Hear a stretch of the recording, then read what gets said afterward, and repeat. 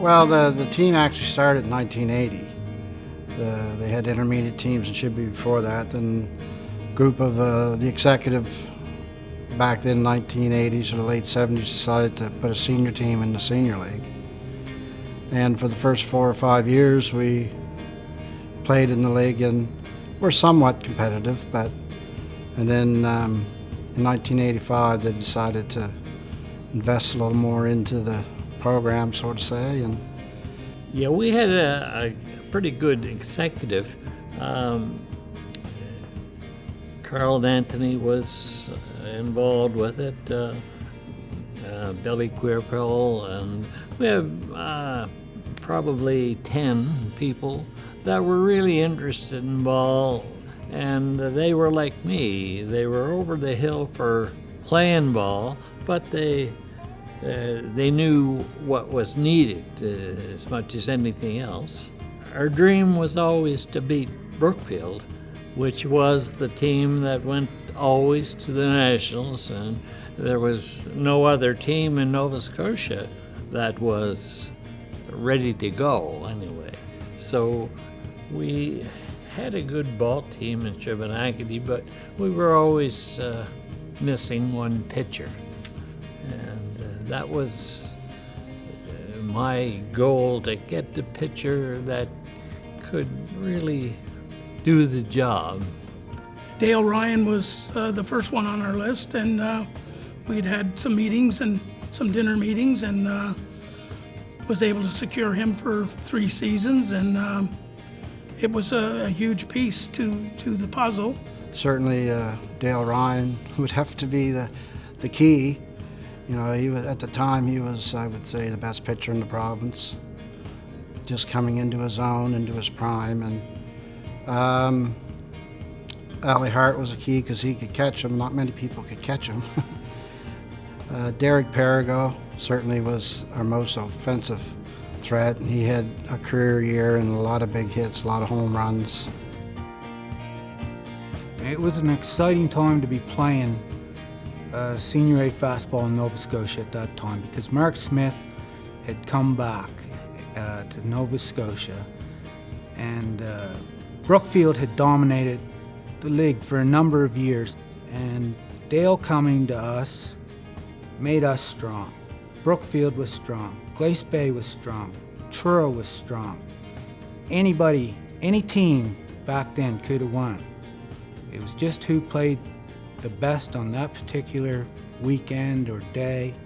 I guess what I appreciate about the 1985 Lions or the ball in general back then, you were competing at an elite level, like with the rest of Canada, like at that time in that sport. Like, a good ball player from our team could go play for a team in Alberta or a team in Ontario and stuff. Like,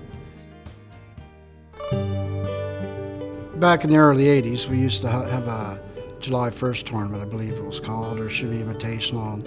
And weather cooperating, you'd have 1,000, 1,500, 2,000 people there, and the outfield would all be lined with the partiers and sitting in their tailgates and the half tons and all along the fences, and there'd be beer gardens there, and you charged admission to get in, and you would make money.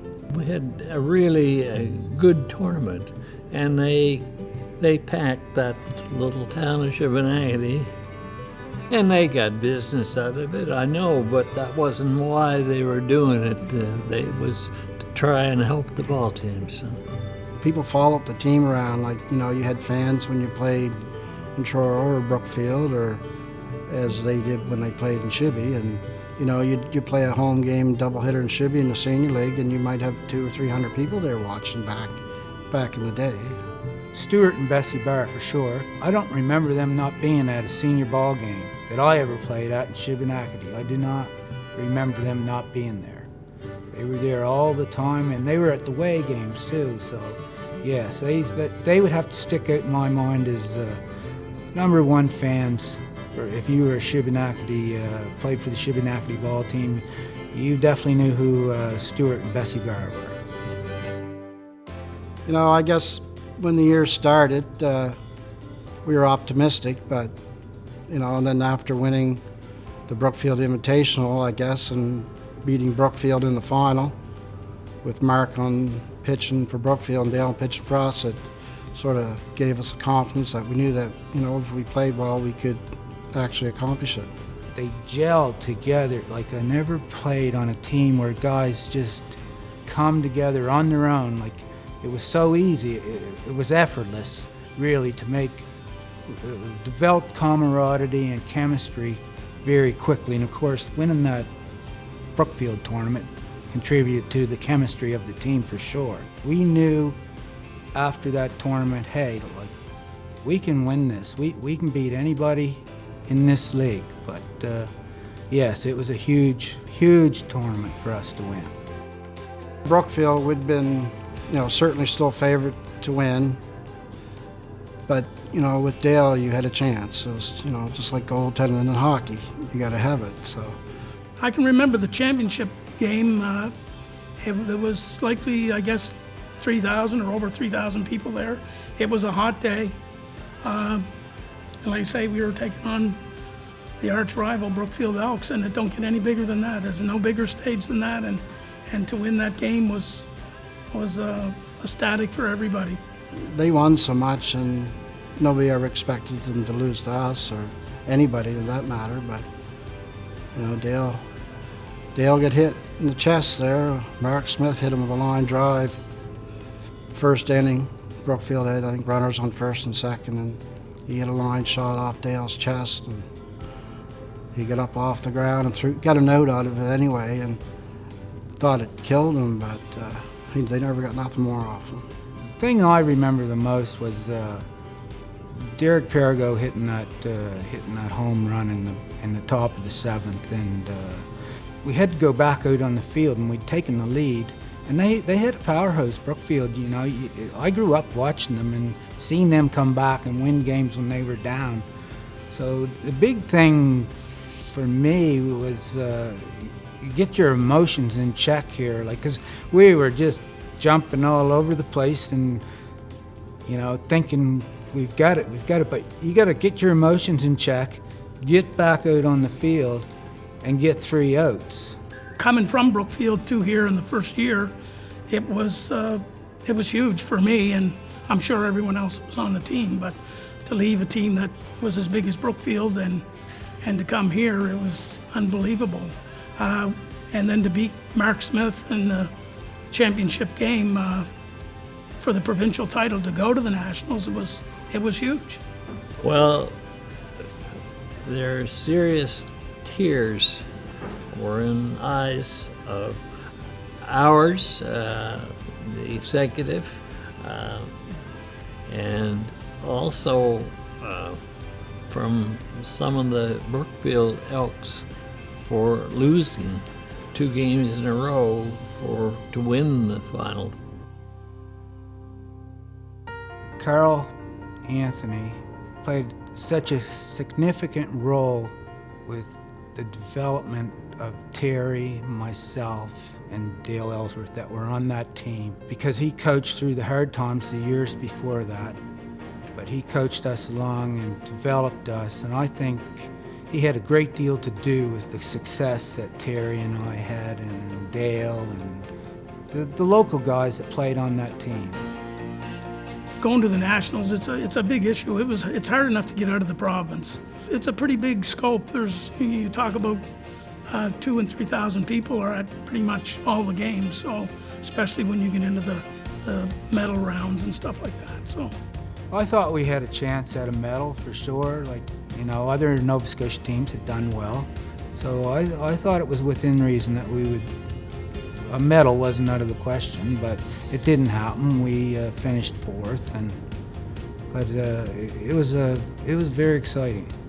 We were very proud of our, of how it turned out and stuff. We certainly would have liked to grab that medal, but when we sat back and thought of to finish in the top 4, to be in the bronze medal game at that event, who we all knew how big it was. That was our goal, was to get there someday, and there was a lot of blood, sweat, and tears previous years not to get there. And to finally get there, it was certainly icing on the cake. And to perform like we did when we got there, we were more than competitive and respectful.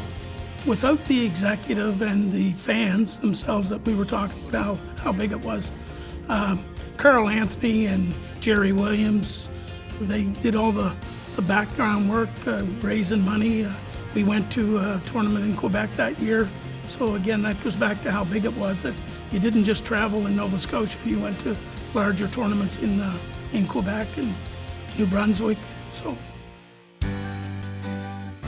it cost us $78,000 to go to the Nationals. And we didn't have 78 cents when we started. So, and it was all volunteered, but our executive did what was necessary. We signed a draft that we would pay for what our expenses were in the bank, but we had people in the bank that were willing to give us on the strength of our signature. Just showed that they liked what we were doing and we liked what we were doing so much that we were willing to take the steps to get the money together.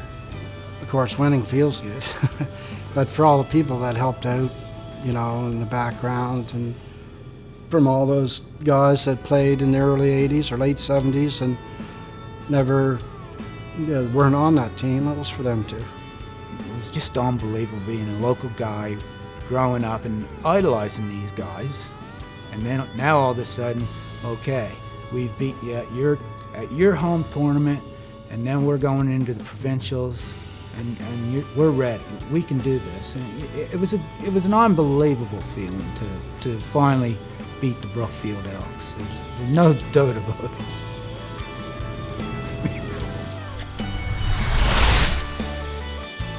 2017 East Hants Sport Hall of Fame inductee, 1985 Shubie Lions.